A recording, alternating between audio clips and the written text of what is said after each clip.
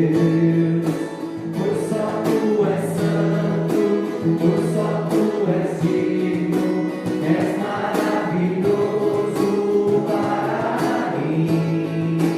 Vim para adorar-te, vim para prostrar-me, vim para dizer que és meu Deus, pois só tu és santo, pois só tu és digno, és maravilhoso para mim.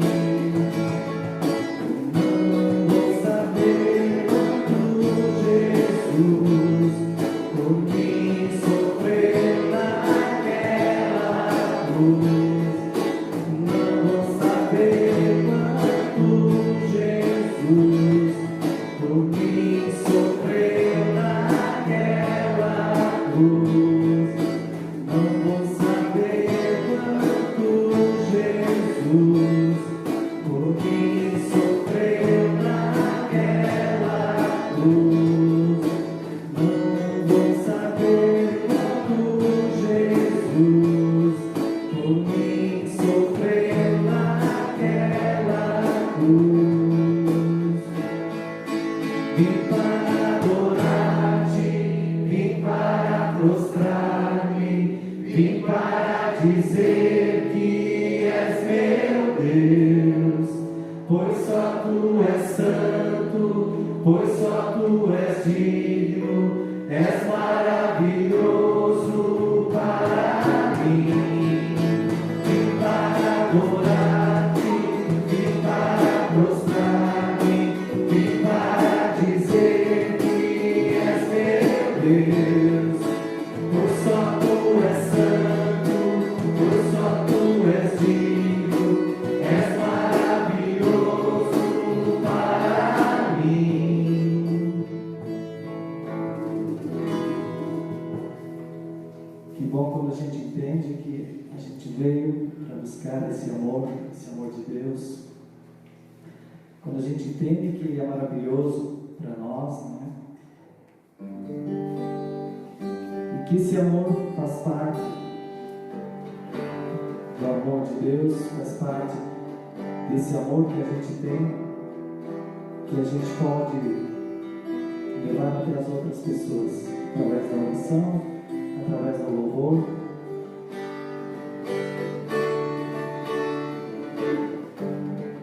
Quebrantado.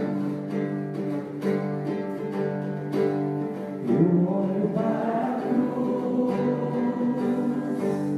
e para a cruz eu vou, o seu sofrer participar, a sua obra vou cantar, o meu Salvador na cruz mostrou o amor do Pai, o justo Deus.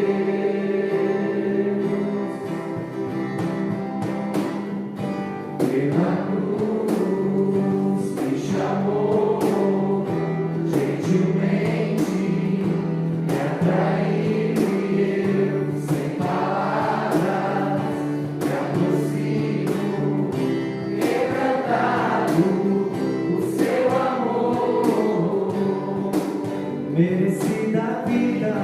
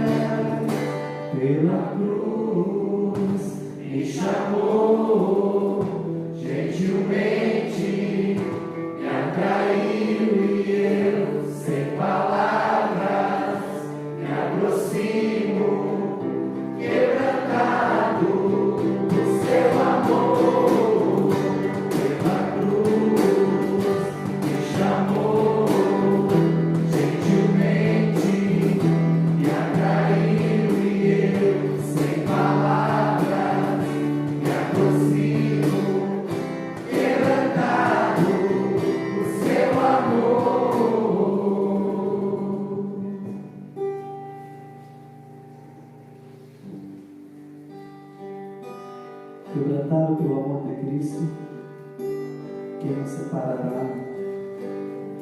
desse amor dele?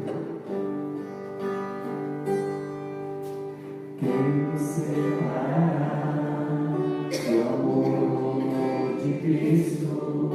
Será a tribulação, angústia ou perseguição, fome ou nudez, perigo, espada.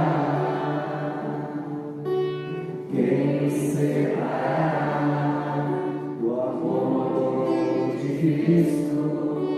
Será a tribulação, angústia ou perseguição, fome ou nudez, perigo, espada.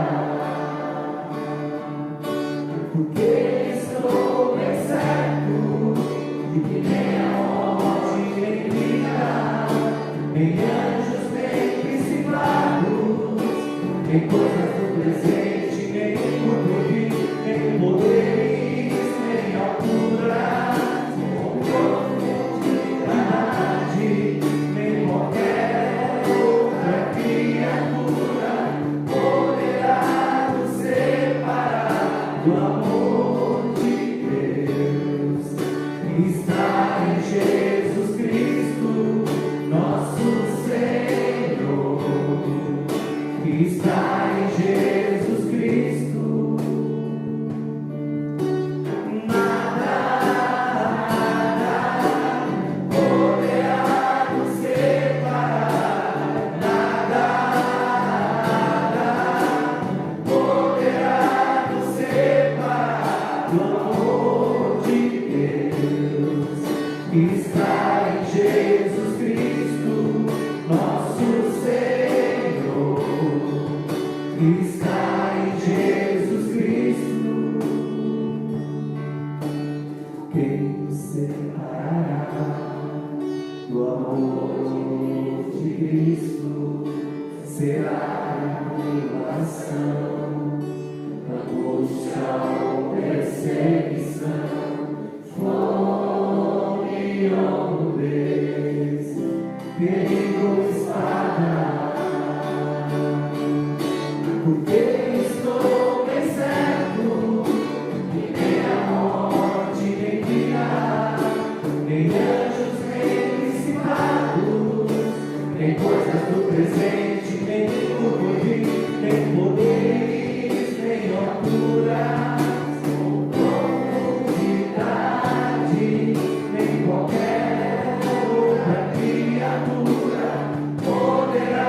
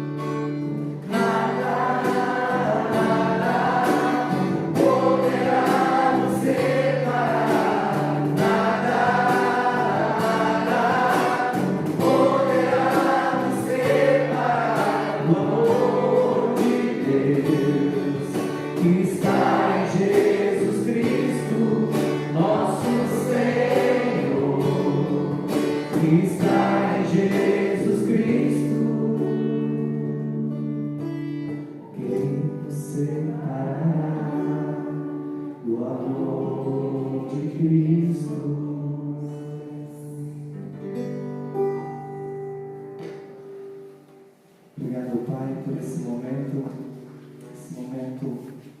tão abençoado, tão importante para cada um de nós. Queremos louvar a Ti, queremos Te agradecer esse momento especial e Te pedimos cada vez mais esse amor em Cristo dentro de cada coração, de cada um de nós. Te pedimos em nome do Filho Jesus. Amém.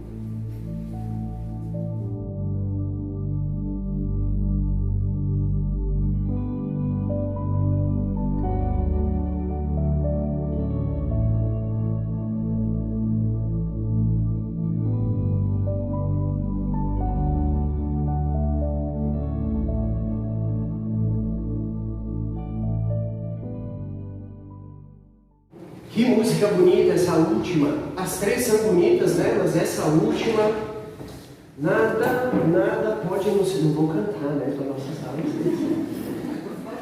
Nada pode... Deixa para o louvor, né? Nada pode separar a gente do amor de Cristo. Que coisa maravilhosa nós cantarmos já um versículo, uma passagem bíblica.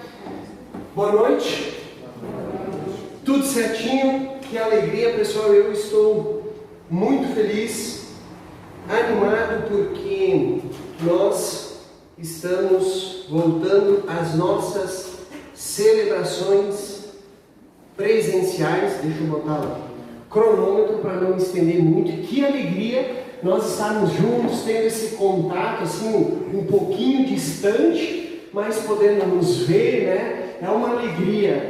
Como que a Igreja de Cristo, ela não foi feita para ser realizada à distância. E nós, né, um dos nossos valores, até nós comentávamos ontem, é o relacionamento. E como nós estamos sentindo, né, essa distância, não só dos familiares, mas da nossa família em Cristo Jesus. Então isso muito me alegra. O tema desta noite é a noiva de Jesus. Então você abre a sua Bíblia lá em Efésios 2, Novo Testamento, carta de Paulo aos Efésios.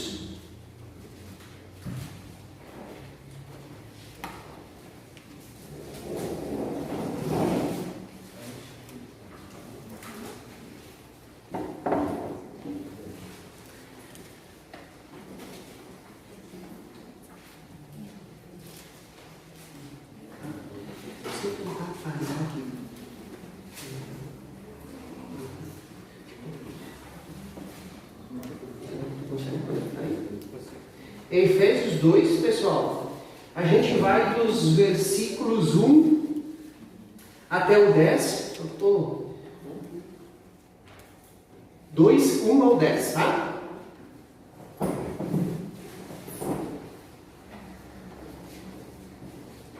Depois vê se foi então.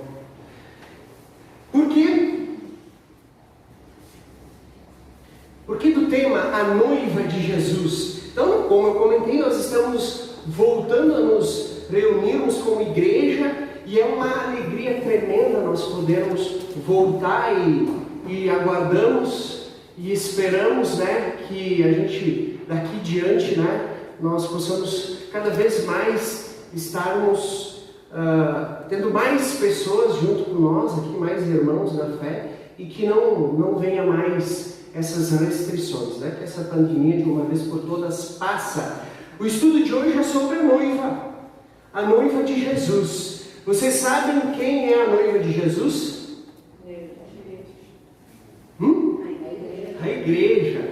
Nós somos a noiva de Jesus. Diga você aí, eu sou a noiva de Jesus.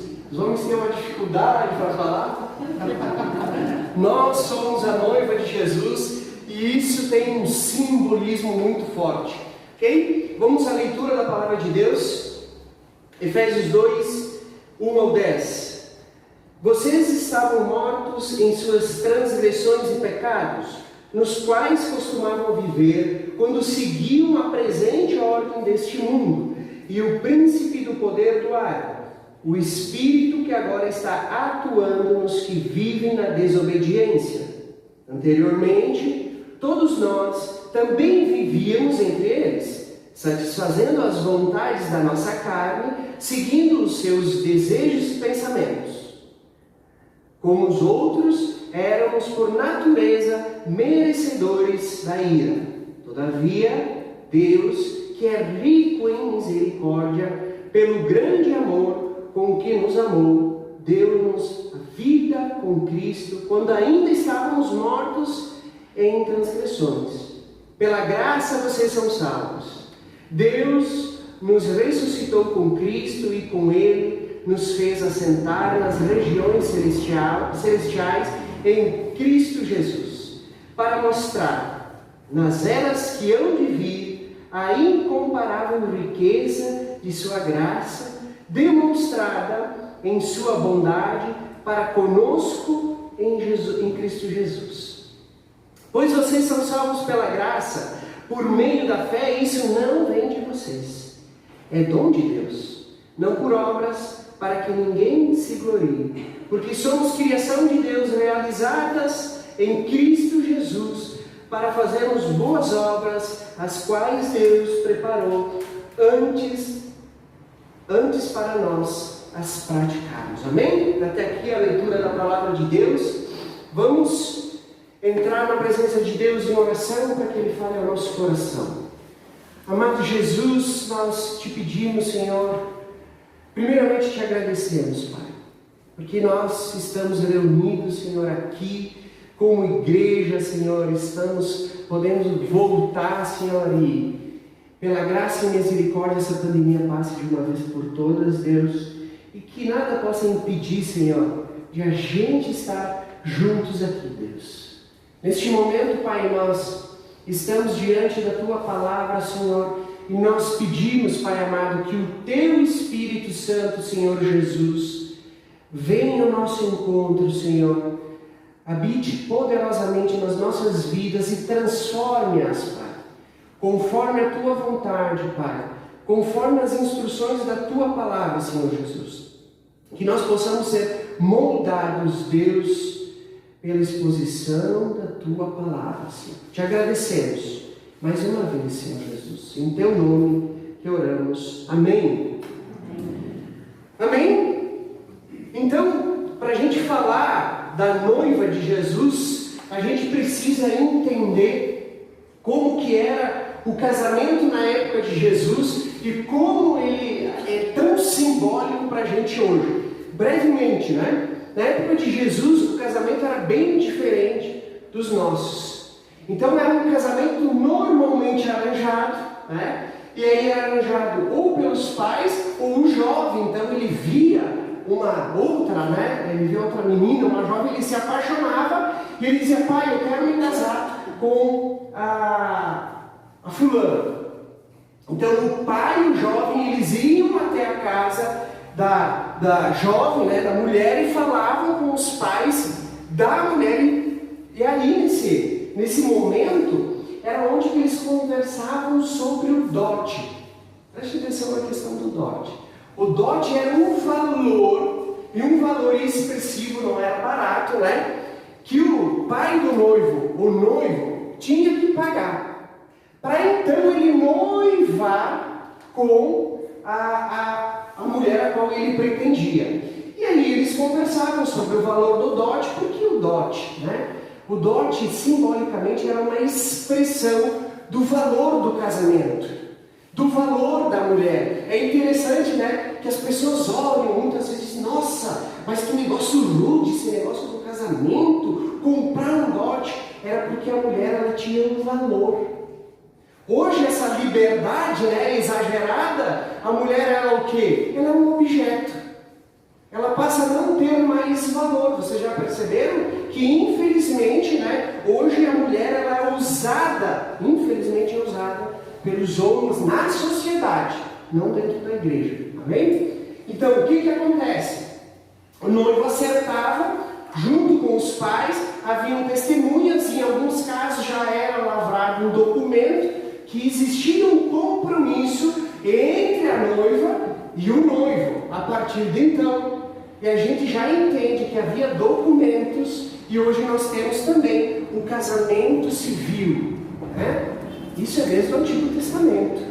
Então a noiva, o que ela fazia? A partir daquele momento, ela ficava feliz, porque era a realização de um sonho, a mulher casar. Ela ia então para o seu quarto, ela pegava uma lamparina, né? Como fosse uma lamparina com óleo, e ela colocava pertinho da janela. E aí ela tinha que manter sempre aquela lamparina acesa. Outro detalhe importante, ela não se... Está muito alto? Daqui a pouco estou lá fora, né?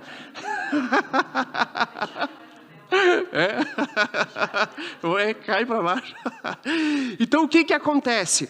Ela tinha outro detalhe interessante, que ela tinha que ficar sempre em prontidão. Por quê? Qualquer momento o noivo podia chegar e chamá-la. Então ela não podia ficar suja, mal vestida, né? Ela tinha que estar sempre em prontidão, porque a hora que o noivo chegasse, ela estaria pronta para festejar o casamento. Por sua vez, o noivo voltava para casa, né? Ele voltava para sua casa, e aí ele e o pai pedia herança para o pai. Normalmente a herança era um pedaço de terra. Ele construía sua casa, né? E aí ele já começava a cultivar alguma coisa depois disso. Olha só depois dele ter, né, as condições básicas, não luxo, que a gente confunde, né? Condições básicas para manter uma família, ele poderia então buscar a noiva. Aí ele, quando tivesse tudo pronto, às vezes demorava um ano, um pouco mais, e a noiva ficava. Interessante que quando passava nas ruas, a pessoa via numa janela uma lamparina acesa, ela sabia, aqui tem uma noiva esperando. Aí nós vamos ver a parábola das virgens, né? Nós vamos entender a situação de José e Maria, por que eles não tinham relação sexual, porque o noivado não permitia a relação sexual, só a partir da festa de casamento. Então o noivo estava tudo pronto, o noivo ele partia, pedia a bênção do pai, né? Pai abençoava, ele chamava seus amigos, familiares, e em muitos casos ia uma espécie de um cortejo com música e chegava lá na frente da casa da noiva, e a noiva fazia o quê? Terminava de se arrumar, né, rapidinho, apagava a lamparina e descia. E aí já reunia a família da noiva, as suas amigas, e iam até a casa do noivo, né? Na casa do noivo eles festejavam. A festa costumava demorar até 7 dias, né? Era uma festa longa. Nós vemos o primeiro milagre de Jesus numa festa de casamento, né? Que demorou tantos dias que faltou vinho. Então a gente começa a olhar para como o casamento era realizado, todos esses detalhes, né? Cheio de simbolismo para a gente hoje como igreja. Já que nós somos o quê? A noiva de Cristo. Nós somos a noiva de Jesus, né? Jesus é o noivo. E o que ele pagou na cruz? Um preço alto. Ele pagou o dote. Ele pagou um preço muito alto para nós, na cruz. Então olha cada expressão linda, né? E infelizmente, né, gente, nós acabamos não dando muito valor para o casamento como nós deveríamos dar, né? Hoje a sociedade também ela vem desconstruindo essa questão do casamento. E o casamento é algo tão importante e usado por Jesus como um símbolo para mostrar que um dia ele vai voltar. Porque a noiva está esperando, né? Então nós entendemos que somos a noiva, esperando que o noivo venha buscar, né, a gente. Mas enquanto esperamos, nesse processo, Paulo ele vai nos mostrar que nós temos alguns inimigos e que querem desconfigurar a noiva, fazer com que ela desanime, apague a sua lamparina e que desista. Quando eu falo da noiva, eu estou falando da igreja, mas eu estou falando de nós, particularmente na nossa vida, né? Então, quando eu estava preparando esse estudo e meditando, eu lembrei de um livro que ele se chama A Arte da Guerra, um livro famoso, de Sun Tzu, Teseu, né? Chinês. E ele diz o seguinte, porque Paulo ele começa a relatar aqui nos primeiros versículos que nós temos inimigos. A noiva de Cristo tem inimigos. E nesse processo de noivado que começou na cruz com a igreja, a noiva, que somos nós, estamos aguardando o retorno do noivo. E nesse processo nós temos inimigos que tentam nos atacar constantemente.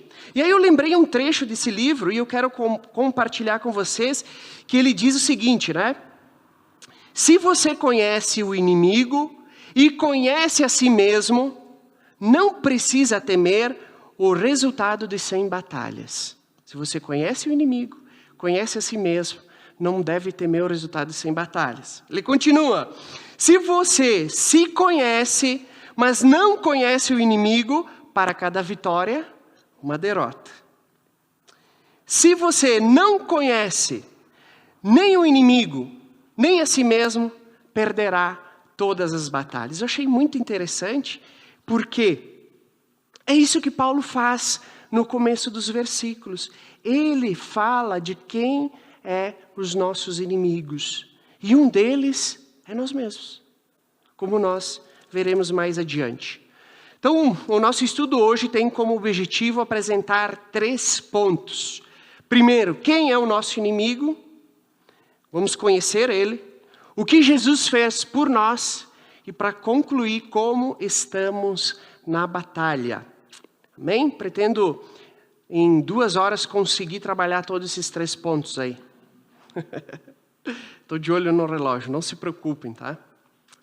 É para recuperar as celebrações que a gente não teve, né? Vamos ficar umas 3 horas aí. Gente, versos do 1 ao 3, vamos à leitura novamente? Vocês estavam mortos, preste atenção nas palavras, grifem, gente, tá? Não tenham medo de rabiscar suas Bíblias. Vocês estavam mortos em suas transgressões e pecados, nos quais costumavam a viver, quando seguiam a presente ordem deste mundo e o príncipe do poder do ar, o espírito que agora está atuando nos que vivem na desobediência. Anteriormente, todos nós também vivíamos entre eles, satisfazendo as vontades da nossa carne, seguindo seus desejos e pensamentos. Como os outros, éramos por natureza merecedores da ira de Deus. Então, é nos apresentado 3 inimigos aqui. O mundo, o diabo e a carne. Então, vamos conhecer esses inimigos. Primeiro, o mundo. O mundo aqui, gente, não está se referindo às coisas criadas. O que nós vemos lá fora. As coisas que Deus criou. O mundo é o sistema que pressiona cada pessoa para se conformar aos seus valores. Lembra de Romanos 12, 2, que diz, não se amoldem ao padrão, não se amolde o padrão deste mundo. Então o mundo, ele vem ao nosso encontro e ele quer fazer com que nós nos afastemos de Deus. E João, no seu evangelho, ele é muito enfático. O apóstolo João, o que ele diz?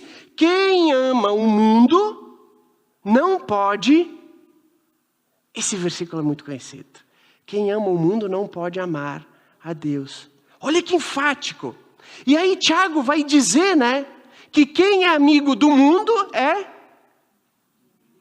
inimigo de Deus. Olha como esse tema do mundo ele é trabalhado ao longo do Evangelho. Então, o principal papel do mundo é escravizar o homem por meio da cultura, gente. Com princípios, contra princípios cristãos. Comecem a perceber esse movimento que acontece na cultura. Então, usando muitas vezes da opressão política, economia, moral e social, nós vemos o que? A ação do mundo. Então, trata de uma escravidão cultural. As pessoas escravas desse sistema que se chama o mundo, elas acabam desacreditando em Deus, desvalorizando a sua palavra. Então o mundo, ele trabalha para fazer com que nós deixamos relativizamos as coisas de Deus. Pega a turminha mais jovem. vai conversar com um jovem. Esse negócio de Deus não é bem assim, a Bíblia ela foi adulterada, a Bíblia contém erros, esse negócio de casamento é coisa antiga, a mentir, isso não. Você está entendendo que a cultura ela vem desconfigurando o mundo, ele vem desconfigurando quem é Deus. E aí deixa eu te falar uma coisa, a gente pensa, isso aí, né, está dentro da nossa casa. Tá, sabe aonde uma coisa muito forte e que todos nós temos? Aqui, ó. O que nós estamos vendo? Né? O que nós estamos vendo no celular? O que nós estamos levando para dentro da nossa casa? Filmes, séries, novelas e qualquer outra coisa. É comum, todo mundo, sabe? É uma sequência de coisas. Eu estava comentando, até comentei terça-feira com o pessoal, comentei com a minha excelentíssima esposa, nós assistimos um filme, deitamos, notebook, pipoquinha, vamos assistir um filme de ação. Filme de ação, né, normalmente não tem nada de coisas sexuais, muita, né, palavrão, tá, beleza. Aí estou assistindo um filme, era um policial, aquela sempre história, era policial e bandido.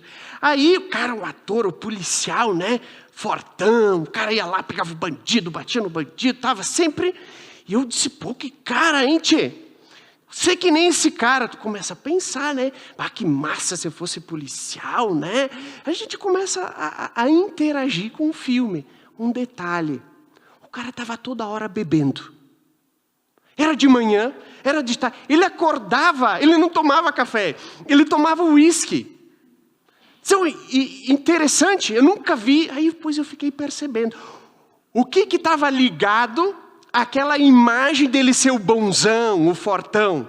O que estava ligado? Consumo de bebida. Aí eu disse, eu dava vontade de comprar uma garrafa de uísque, né? Porque se o cara é assim... Vocês estão entendendo que o filme ele não está dizendo... Pega lá, compra bebida, enche tua casa de bebida, bebe de manhã, bebe de tarde. Ele não diz isso. Mas indiretamente...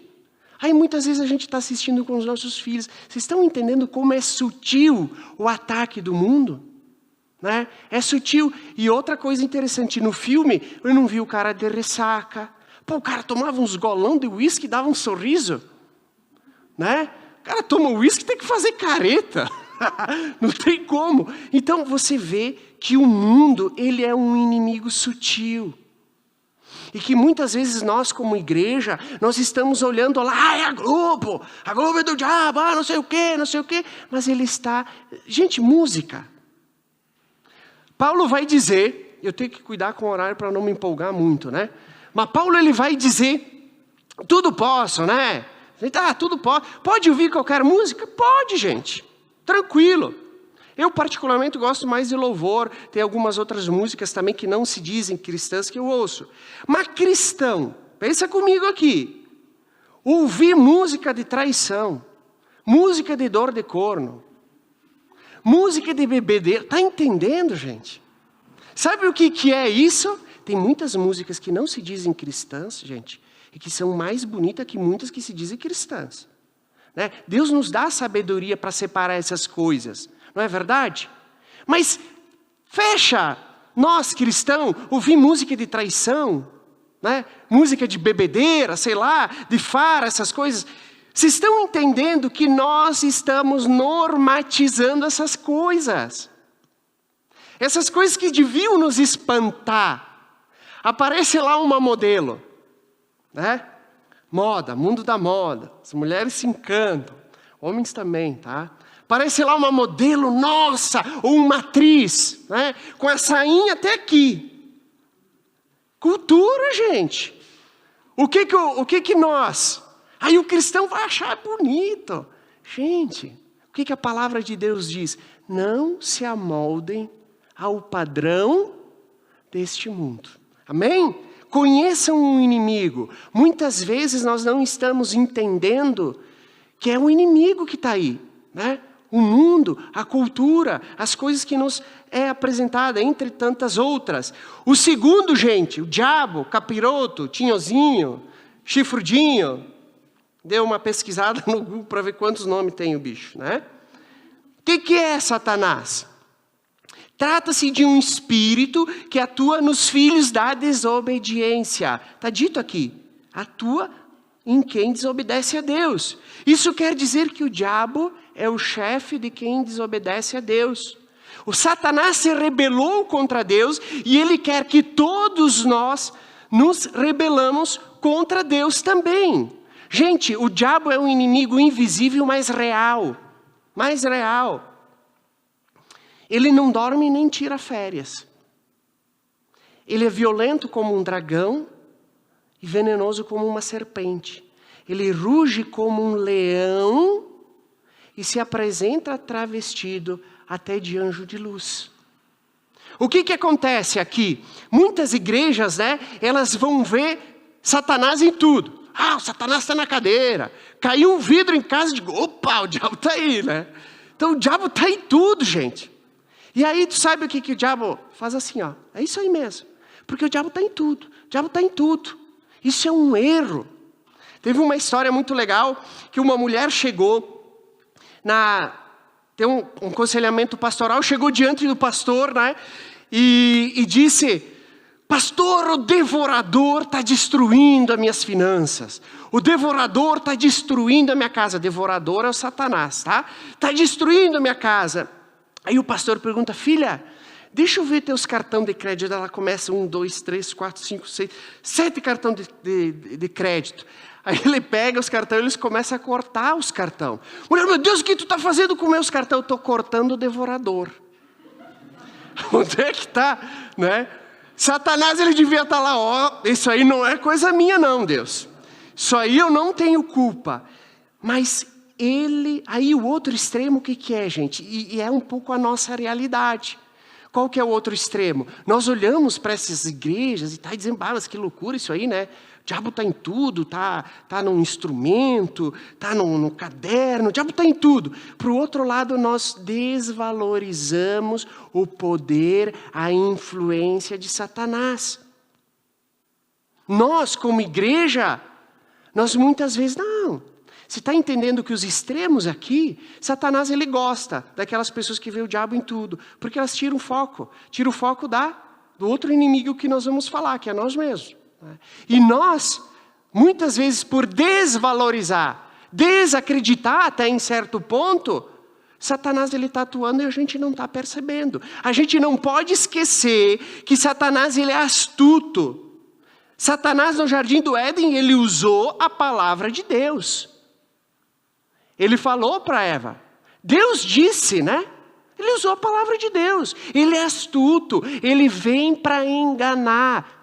Satanás, ele quer o quê? Roubar, matar e destruir. E nós não podemos, gente, nos esquecer da sua influência e da sua atuação. Terceiro, a carne, ou seja, os nossos desejos. Olha que interessante, a carne aqui também não está falando do físico, Da mesma forma que o mundo, mas da nossa natureza caída, com a qual nós nascemos e que deseja controlar a nossa mente, o nosso corpo, levando-nos a desobedecer a Deus. Há um impulso dentro de nós para fazer o mal. O mal não está apenas, gente, num lugar específico. Não está, o mal está lá na cadeia. A gente às vezes começa, o mal está lá, na encruzilhada, e lá não dá nem para passar, Tem gente que passa e está amarrado. Parece que o mal ele está localizado em um local. O mal está num bairro perigoso. O mal está dentro do nosso coração. Nós somos inclinados, gente, para fazer o mal. Isso é bíblico. A nossa natureza ela é inclinada para fazer o mal. Até, gente, as coisas boas que nós fazemos, se a gente para e a gente for analisar bem, friamente, gente, tem segundas intenções. Estou no centro de Farroupilha, aí tem um cego atravessando a rua. Vou lá, os caras não param, ninguém vou lá. Pegou, rapaz, vou te ajudar aqui, vamos lá, atravessar a rua. A gente, mas se tivesse alguém do jornal aqui para tirar uma foto, Que coisa, você está entendendo? O nosso coração. Muitas vezes nós ajudamos mais os outros para as nossas carências do que propriamente para ajudar os outros. Então, olha como a inclinação do ser humano, ela é má. E as nossas inclinações, elas desagradam a Deus. Então, o nosso coração, esse impulso, né? Essa inclinação da natureza, ela é inimiga de Deus. Praticamos mal porque a inclinação do nosso coração é toda para o mal, né?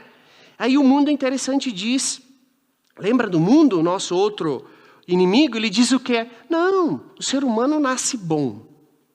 O ser humano nasce bom, mas é o mundo que vai tornar ele mal.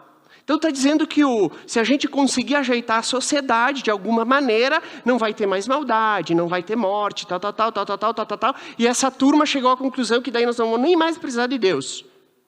Cultura, o mundo. O ser humano nasce mal. Estava um dia conversando com a Sofia, há uns estudos, eu não sei em que pé tá, mas há uns estudos, que bebês recém-nascidos, eles já sacam, né? Que se eles chorarem, eles vão ter atenção e eles vão ter comida. Aí o que eles fazem?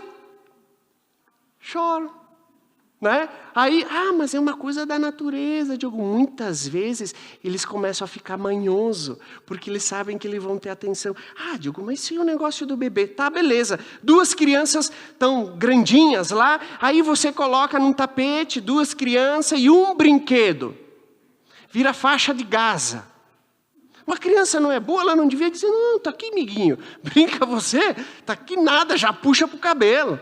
O que acontece? A sociedade, sim, ela vai intensificando essa maldade ou não. Mas, gente, a nossa natureza é inclinada para fazer o mal. E como é importante nós entendermos isso. Sabe para quê?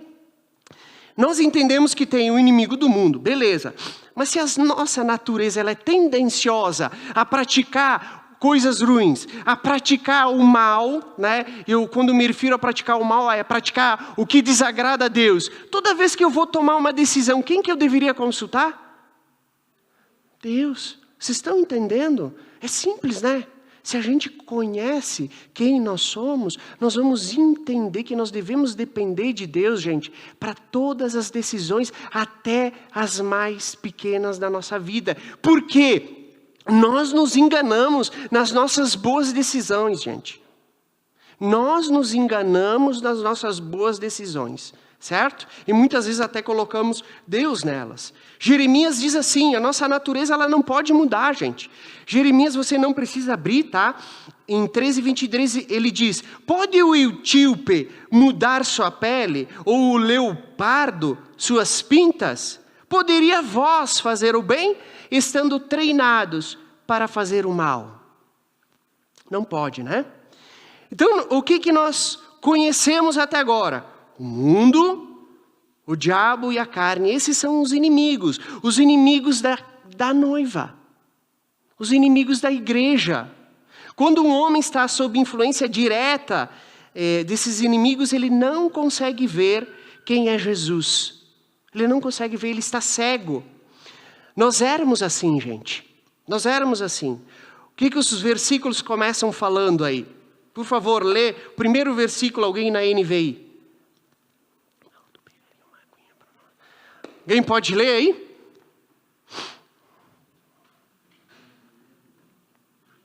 Só o primeiro lá. Vocês estavam?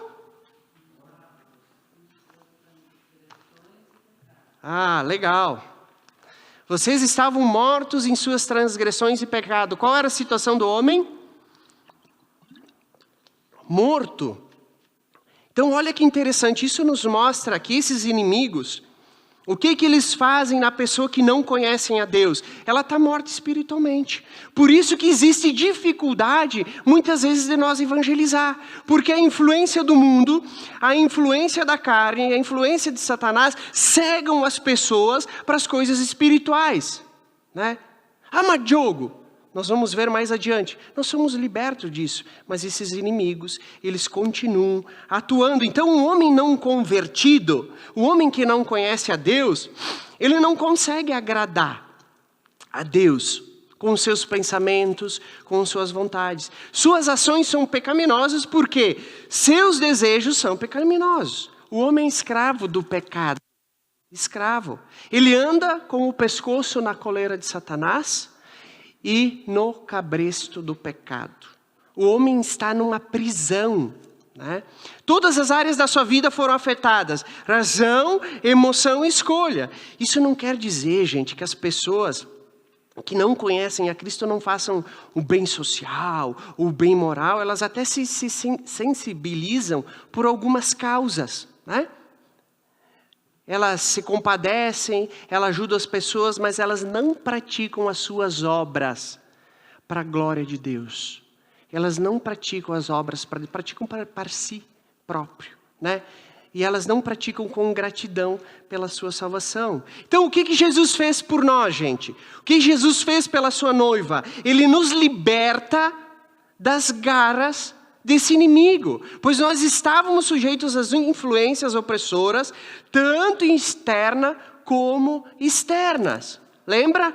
O mundo, a cultura que prevalecia, a nossa carne, os nossos desejos, e além desses dois, operando ativamente, pelo meio dessas influências também, havia o espírito maligno, o diabo.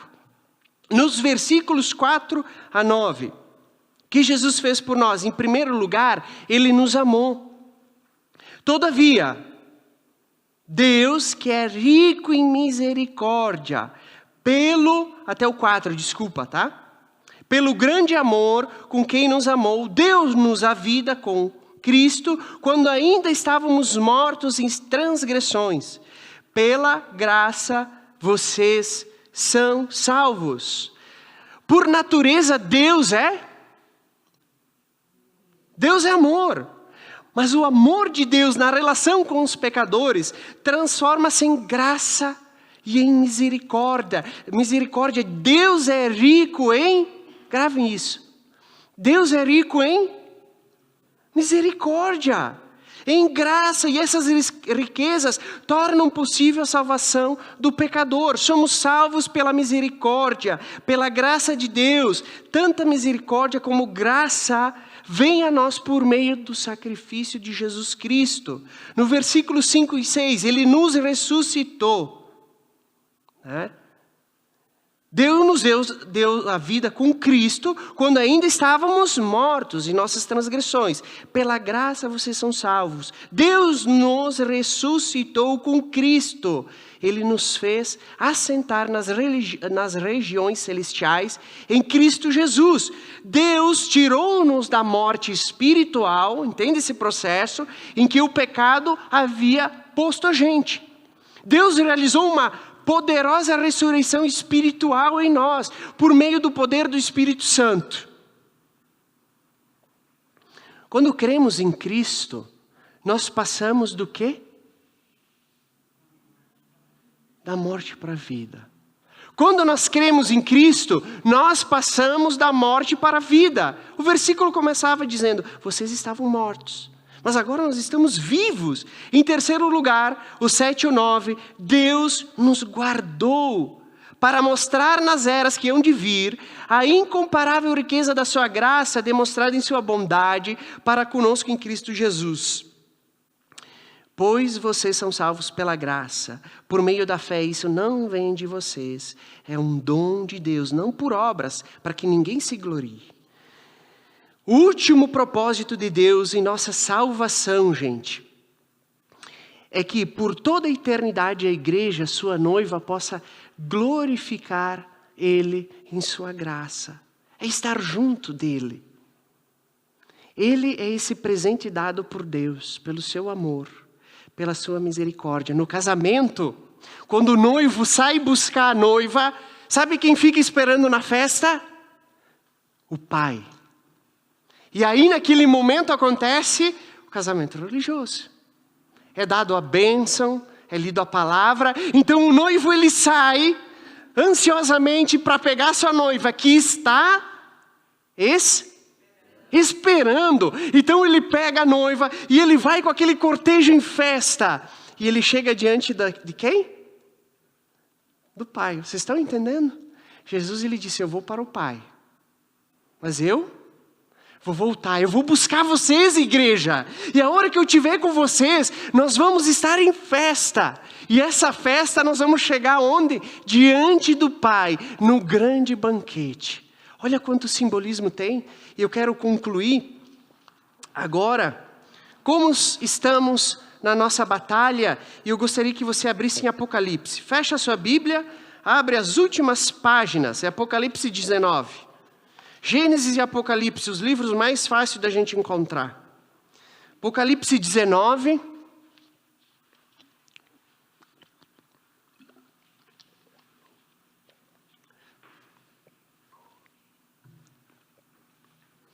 Apocalipse 19, versículos 6 ao 8, eu vou ler depois com vocês. Eu peço que vocês mantenham a Bíblia aberta. E para concluir, gente, infelizmente, muitas vezes nós nos esquecemos desses inimigos. Muitas vezes nós nos esquecemos que nós estamos travando, gente, uma guerra. Nós estamos travando uma guerra espiritual.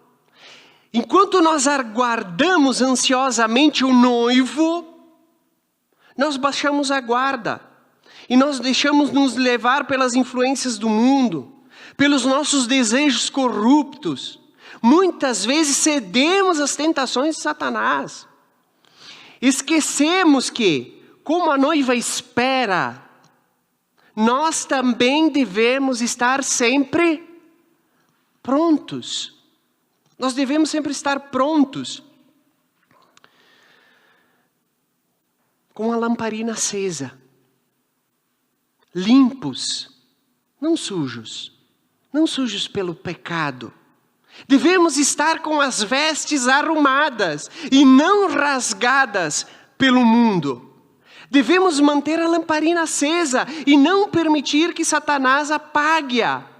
Devemos nos lembrar que a escravidão do pecado para o cristão é uma prisão de portas abertas. Para o cristão, preste atenção nessa frase. Para o cristão, a escravidão do pecado é uma prisão de portas abertas. Às vezes nós vemos o cristão sentado no fundo da cela, suja, se lamentando, esse pecado. Sabe o que Jesus fez?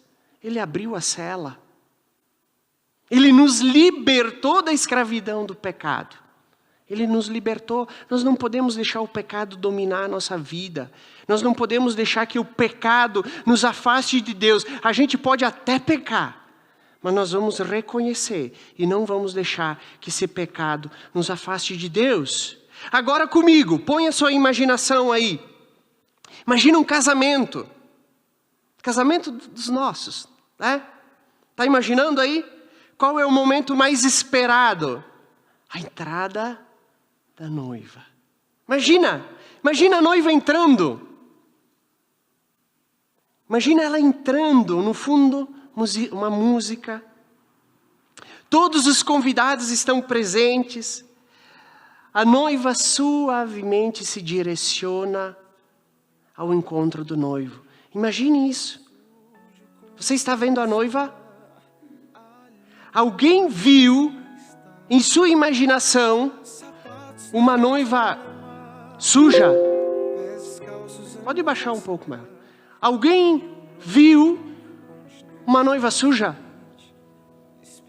Alguém viu uma noiva descabelada? Alguém viu uma noiva com a maquiagem toda borrada, rasgada, surrada, feia, triste? Alguém viu isso? Porque a noiva, ela não pode ter nenhuma mancha. A noiva não pode ter se descuidado enquanto espera o noivo. Eu quero te perguntar, qual é a mancha que você precisa limpar? Qual a mancha que você precisa limpar? Qual é o pecado que está te atrapalhando? Como está teu casamento? Está honrando a Deus? Meu irmão, Como está a tua vida no particular? Pornografia, mentira, traição, bebedeira, prostituição. O que você tem visto no celular? Quais as músicas que você tem ouvido? O que você precisa lavar? O que você precisa lavar? Apocalipse 19, 6-8 diz o seguinte: então ouvi algo semelhante ao som de uma grande multidão, com um estrondo de muitas águas, e fortes trovões que bradava: aleluia! Pois reina o Senhor, o nosso Deus, o Todo-Poderoso, regozijamo-nos. Vamos alegrar-nos e dar-lhe glória, pois chegou a hora. O casamento do Cordeiro, a sua noiva já se aprontou para se vestir-se. Foi-lhe dado linho fino, brilhante e puro. O linho fino são os atos justos dos santos. Jesus lava as nossas roupas. Jesus lava os nossos pecados. Quer que a gente não esconda mais isso. Vamos levar diante da cruz. Vamos levar diante da cruz esses pecados. Vamos acertar a nossa vida. Nós somos a noiva de Cristo. Linda, pura, imaculada, que será apresentada para o Pai. Um dia perguntaram para uma mulher romana: mostre-me, mulher, quais são as suas joias? Ela chamou seus filhos e disse: aqui está as minhas joias. Nós somos as joias preciosas de Cristo. E Ele um dia vai pegar essas joias como filhos e vai apresentar para o Pai. Nós somos muito preciosos. Sabe por quê? Porque nós somos a noiva de Cristo. Amém?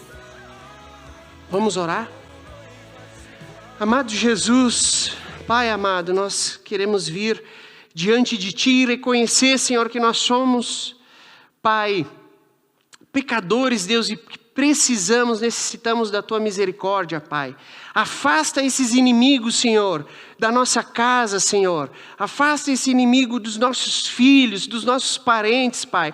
Afasta, Senhor Deus, esses inimigos, Senhor, do nosso coração, Pai. Que nós possamos olhar para Ti sempre, Senhor Jesus.